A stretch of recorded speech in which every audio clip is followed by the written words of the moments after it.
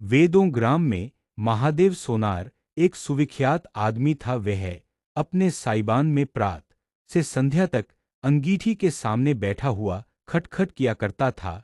यह लगातार ध्वनि सुनने के लोग इतने अभ्यस्त हो गए थे कि जब किसी कारण से वह बंद हो जाती तो जान पड़ता था कोई चीज गायब हो गई। वह नित्य प्रति एक बार प्रातः काल अपने तोते का पिंजरा लिए कोई भजन गाता हुआ तालाब की ओर जाता था। उस धुंधले प्रकाश में उसका जर्जर शरीर, पोपला मुंह और झुकी हुई कमर देखकर किसी अपरिचित मनुष्य को उसके पिशाच होने का भ्रम हो सकता था। ज्यों ही लोगों के कानों में आवाज आती, सत गुरुदत्त शिवदत्त दाता, लोग समझ जाते कि भोर हो गई। महादेव का पारिवारिक जीवन सुखमय न था। उसके 3 पुत्र थे, 3 बहुएं थीं, दर्जनों नाती पाते थे, लेकिन उसके बोझ को हल्का करने वाला कोई न था। लड़के कहते, तब तक दादा जीते हैं, हम जीवन का आनंद भोग ले, फिर तो यह ढोल गले पड़ेगी ही। बेचारे महादेव को कभी कभी निराहार ही रहना पड़ता। भोजन के समय उसके घर में साम्यवाद का ऐसा गगनभेदी निर्घोष होता कि वह भूखा ही उठ आता और नारियल का हुक्का पीता हुआ सो जाता। उनका व्यावसायिक जीवन और भी अशांतिकारक था, यद्यपि वह अपने काम में निपुण था। उसकी खटाई औरों से कहीं ज्यादा शुद्धिकारक और उसकी रासायनिक क्रियाएं कहीं ज्यादा कष्टसाध्य थीं। तथापि उसे आए दिन शक्की और धैर्यशून्य प्राणियों के अपशब्द सुनने पड़ते थे। पर महादेव अविचलित गांभीर्य से सिर झुकाए सब कुछ सुना करता था। ज्यों ही यह कलह शांत होता, वह अपने तोते की ओर देखकर पुकार उठता, सत गुरुदत्त शिवदत्त दाता। इस मंत्र को जपते ही उसके चित्त को पूर्ण शांति प्राप्त हो जाती थी। एक दिन संयोगवश किसी लड़के ने पिंजरे का द्वार खोल दिया। तोता उड़ गया। महादेव ने सिर उठाकर जो पिंजरे की ओर देखा तो उसका कलेजा सन्न से हो गया। तोता कहाँ गया? उसने फिर पिंजरे को देखा, तोता गायब था। महादेव घबराकर उठा और इधर-उधर खप्रेलों पर निगाह दौड़ाने लगा। उसे संसार में कोई वस्तु अगर प्यारी थी तो वह यही तोता। लड़के बालों, नाती पोतों से उसका जी भर गया था। लड़कों की चुलबुल से उसके काम में विघ्न पड़ता था। बेटों से उसे प्रेम न था, इसलिए नहीं कि वे निकम्मे थे, बल्कि इसलिए कि उनके कारण वह अपने आनंददायी कुल्हड़ों की नियमित संख्या से वंचित रह जाता था। पड़ोसियों से उसे चिढ़ थी, इसलिए कि वे अंगीठी से आग निकाल ले जाते थे। इन समस्त विघ्नबाधाओं से उसके लिए कोई पनाह थी तो यही तोता था। इससे उसे किसी प्रकार का कष्ट न होता था। वह अब उस अवस्था में था जब मनुष्य को शांति भोग के सिवा और कोई इच्छा नहीं रहती। तोता एक खपरेल पर बैठा था। महादेव ने पिंजरा उतार लिया और उसे दिखाकर कहने लगा, आ सत्य गुरुदत्त शिवदाता। लेकिन गौंव और घर के लड़के एकत्र होकर चिल्लाने और तालियां बजाने लगे। ऊपर से कौओं ने कौंव कौंव की रट लगाई। तोता उड़ा और गौंव से बाहर निकलकर एक पेड़ पर जा बैठा। महादेव खाली पिंजरा लिए उसके पीछे दौड़ा। सो दौड़ा। लोगों को उसकी द्रुतिगामिता पर अचंभा हो रहा था। मोह की इससे सुंदर, इससे सजीव, इससे भावमय कल्पना नहीं की जा सकती। दोपहर हो गई थी। किसान लोग खेतों से चले आ रहे थे। उन्हें विनोद का अच्छा अवसर मिला। महादेव को चिढ़ाने में सभी को मजा आता था। किसी ने कंकड़ फेंके, किसी ने तालियां बजाई। तोता फिर उड़ा और वहां से दूर आम के बाग में एक पेड़ की फुनगी पर जा बैठा। महादेव फिर खाली पिंजरा लिए मेंढक की भौंती उचकता चला। बाग में पहुंचा तो पैर के तलुओं से आग निकल रही थी। सिर चक्कर खा रहा था। जब जरा सावधान हुआ तो फिर पिंजरा उठाकर कहने लगे, सत्य गुरुदत्त शिवदत्त दाता। तोता फुनगी से उतरकर नीचे की एक डाल पे आ बैठा, किंतु महादेव की ओर सशंक नेत्रों से ताक रहा था। महादेव ने समझा डर रहा है। वह पिंजरे को छोड़कर आप एक दूसरे पेड़ की आड़ में छिप गया। तोते ने चारों ओर गौर से देखा, निश्शंक हो गया, अतरा और आकर पिंजरे के ऊपर बैठ गया। महादेव का हृदय उछलने लगा। सत्य गुरुदत्त शिवदत्त दाता का मंत्र जपता हुआ धीरे धीरे तोते के समीप आया और लपका कि तोते को पकड़ ले, किंतु तोता हाथ न आया।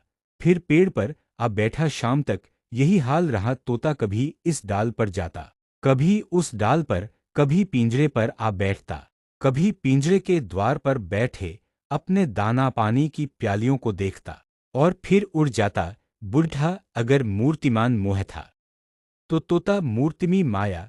यहाँ तक कि शाम हो गई माया और मोह का यह संग्राम अंधकार में विलीन हो गया। रात हो गई, चारों ओर निबिड़ अंधकार छा गया। तोता न जाने पत्तों में कौन छिपा बैठा था। महादेव जानता था कि रात को तोता कहीं उड़कर नहीं जा सकता और न पिंजरे ही में आ सकता है। फिर भी वह उस जगह से हिलने का नाम न लेता था। आज उसने दिन भर कुछ नहीं खाया। रात के भोजन का समय भी निकल गया। पानी की बूंद भी उसके कंठ में न गई, लेकिन उसे न भूख थी न प्यास। तोते के बिना उसे अपना जीवन निस्सार, शुष्क और सूना जान पड़ता था। वह दिन रात काम करता था इसलिए कि यह उसकी अंतःप्रेरणा थी।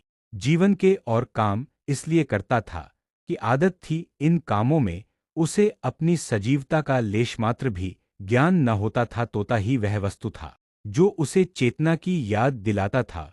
उसका हाथ से जाना जीव का देहत्याग करना था।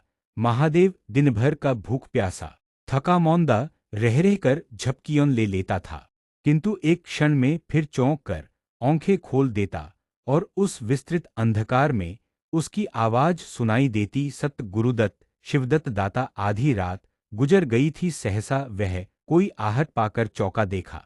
एक दूसरे वृक्ष के नीचे एक धुंधला दीपक जल रहा है और कई आदमी बैठे हुए आपस में कुछ बातें कर रहे हैं।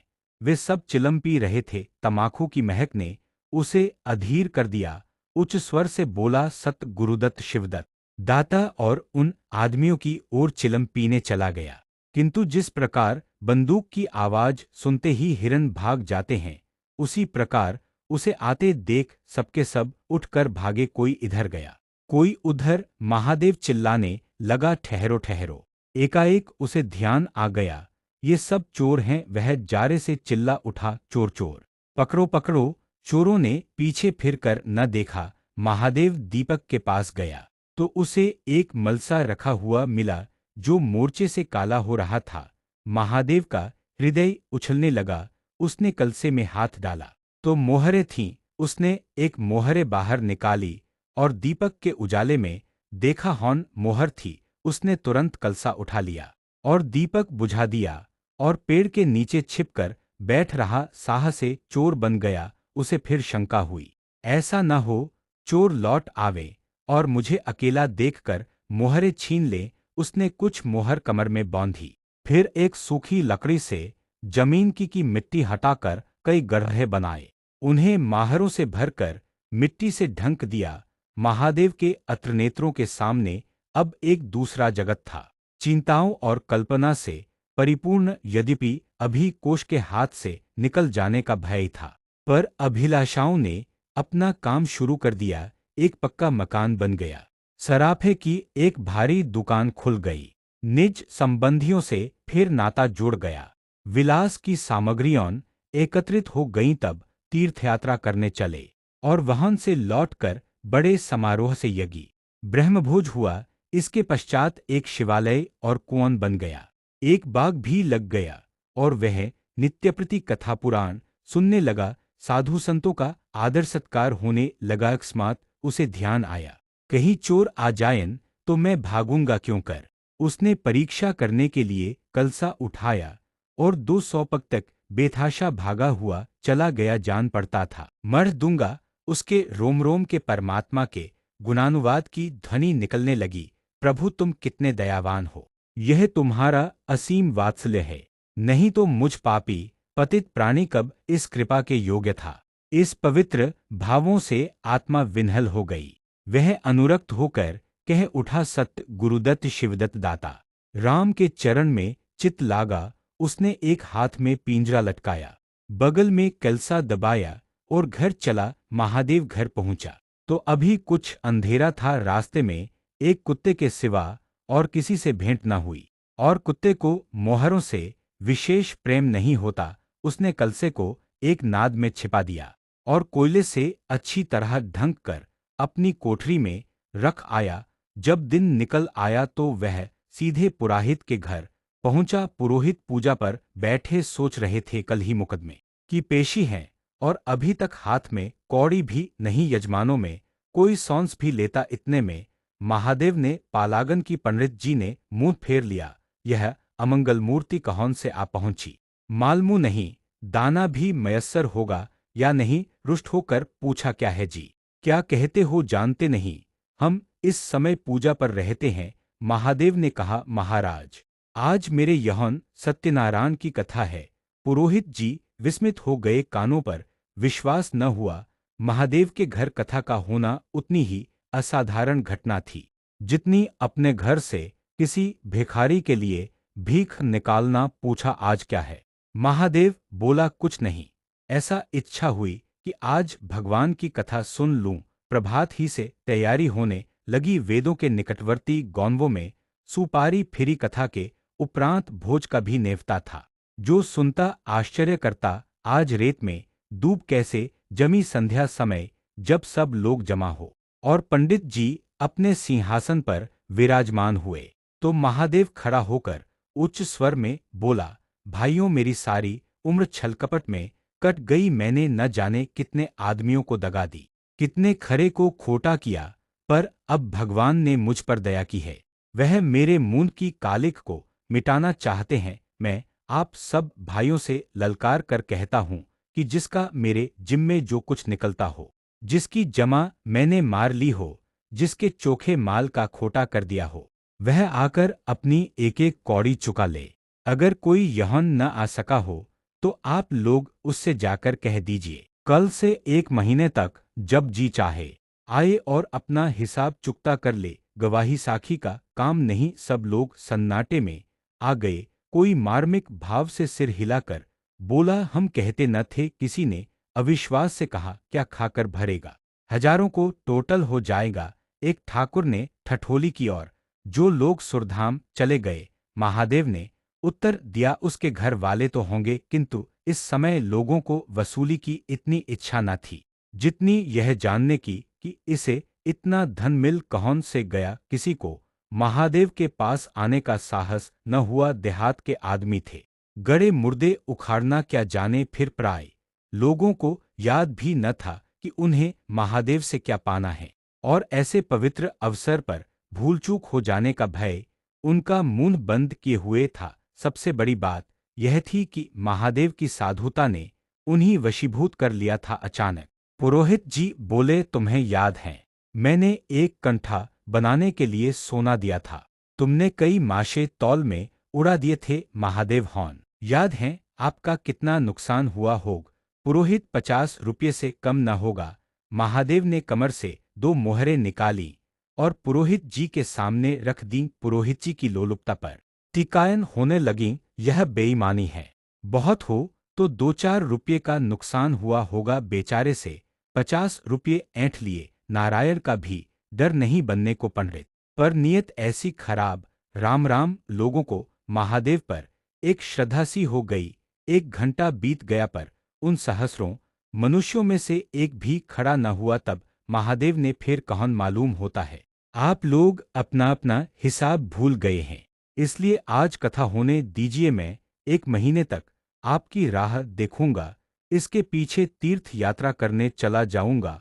आप सब भाइयों से मेरी विनती है कि आप मेरा उद्धार करें। 1 महीने तक महादेव लेनदारों की राह देखता रहा। रात को चोरों के भय से नींद न आती। अब वह कोई काम न करता। शराब का चस्का भी छूटा। साधु भ्यागत जो द्वार पर आ जाते उनका यथायोग्य सत्कार करता। दूर दूर उसका सुयश फैल गया, यहाँ तक कि महीना पूरा हो गया और एक आदमी भी हिसाब लेने न आया। अब महादेव को ज्ञान हुआ कि संसार में कितना धर्म, कितना सद्व्यवहार है। अब उसे मालूम हुआ कि संसार बुरों के लिए बुरा है और अच्छे के लिए अच्छा। इस घटना को हुए 50 वर्ष बीत चुके हैं। आप वेदों जाइए तो दूर ही से एक सुनहला कलश दिखाई देता है। वह ठाकुर द्वारे का कलश है।